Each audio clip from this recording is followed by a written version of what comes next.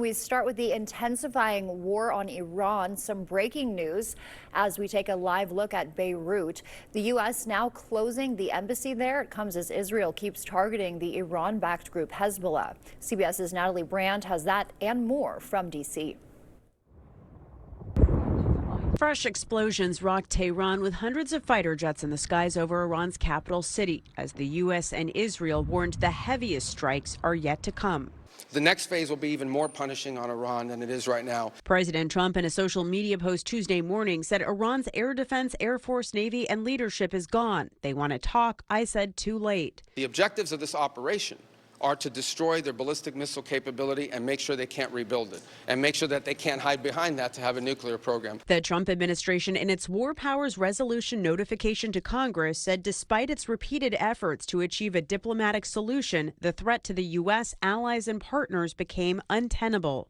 Secretary of State Marco Rubio argued there was an imminent threat because the U.S. knew there was going to be Israeli action that would trigger retaliation by Iran.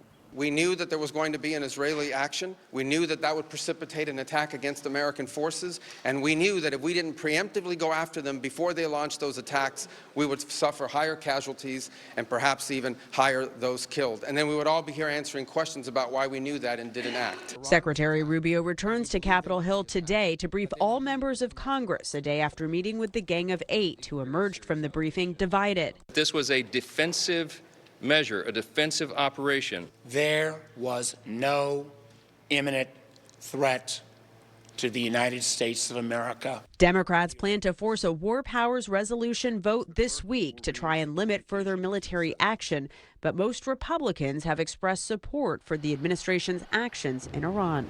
Natalie Brand, CBS News, the White House.